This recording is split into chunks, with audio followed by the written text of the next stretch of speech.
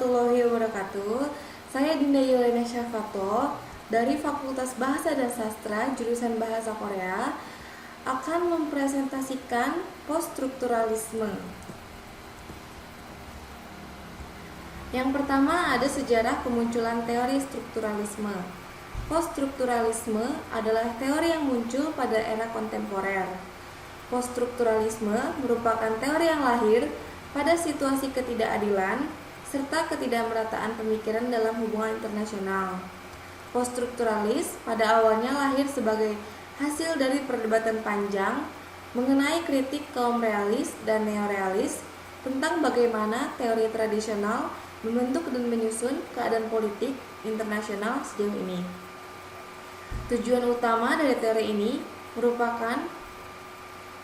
menurut Campbell, yakni menawarkan pengkajian ulang historikal, teoritikal, dan politikal dari fokus perspektif tradisional yang ada agar tidak terjebak dalam suatu belenggu atau penjara pemikiran dan mampu memberikan solusi alternatif dari teori tradisional yang dalam beberapa kasus telah dianggap tidak relevan lagi. Ada 4 asumsi dasar poststrukturalisme. Yang pertama ada strukturalisme memiliki kritik terhadap segala sesuatu, yakni terus mempertanyakan dan mengkritisi segala sesuatu dalam teori-teori yang telah ada. Yang kedua ada poststrukturalisme memandang kritik sebagai hal positif dalam bentuk usaha mengejar alternatif.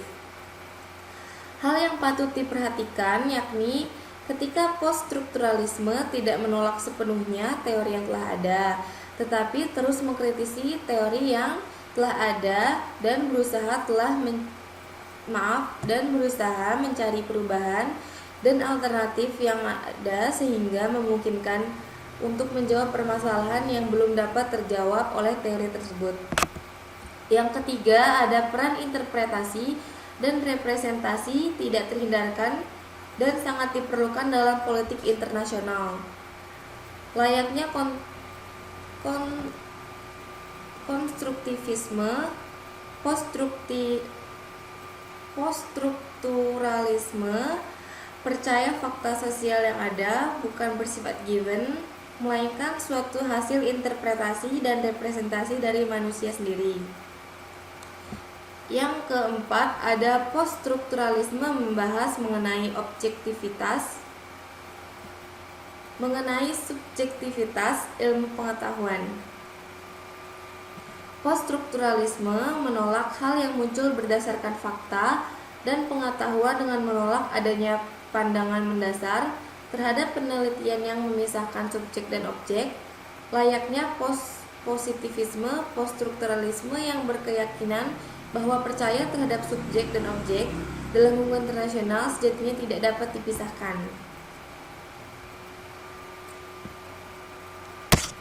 Di sini ada tokoh-tokoh teori poststrukturalisme. Yang pertama ada Jacques Derrida. Jacques Derrida lahir di Aljazair pada tanggal 15 Juli 1930. Derrida adalah seorang filosof Prancis keturunan Yahudi. Sejak tahun 1974, Derrida ikut aktif dalam kegiatan-kegiatan himpunan dosen filsafat yang memperjuangkan tempat yang wajar untuk filsafat dan taraf sekolah menengah. Banyak tulisan yang telah dihasilkan, salah satunya adalah Siapa Takut pada Filsafat yang dirilis pada tahun 1977. Dari tulisan-tulisan yang dibuat atau ditulis oleh Derrida, maka sudah bisa kita lihat bahwa sahnya Derrida menulis atas dasar kritikan-kritikan terhadap filosof, ilmuwan, dan sastrawan. Prosedur yang dilakukan oleh Derrida ini disebut dengan deconstruction atau pembongkaran. Yang kedua ada Jacques Lacan. Jacques Lacan adalah tokoh yang sangat berpengaruh di dalam psikoanalisa dengan teorinya yang menafsirkan ulang karya-karya Freud. Selain dianggap memberikan terobosan di dalam psikoanalisa, Lacan juga dianggap mengacaukan teori psikoanalisa konvensional. Jacques Lacan adalah seorang terapis Prancis yang memiliki latar belakang filsafat dan surrealisme. Secara garis besar, pengaruh yang dominan dalam teori Lacan adalah pemikiran Freud, filsafat Hegel, dan filsafat strukturalis dan poststrukturalis. Yang terakhir ada Michel Paul Foucault. Foucault paling dikenal dengan penelitian tajamnya dalam bidang institusi sosial, terutama psikiatri, kedokteran, ilmu-ilmu kemanusiaan, dan sistem penjara, dan karya-karyanya tentang sejarah seksualitas. Karyanya yang menelaah kekuasaan dalam hubungan antara kekuasaan, pengetahuan, dan diskursus telah banyak diperdebatkan secara luas. Pada tahun 60-an, Foucault sering diasosiasikan dengan gerakan strukturalis. Karya-karya yang berkaitan erat dengan teori-teori strukturalisme untuk menjelaskan bahwa faktor sosial budaya berpengaruh dalam mendefinisikan tubuh dengan karakter ilmiah, universal, yang tergantung pada waktu dan tempat.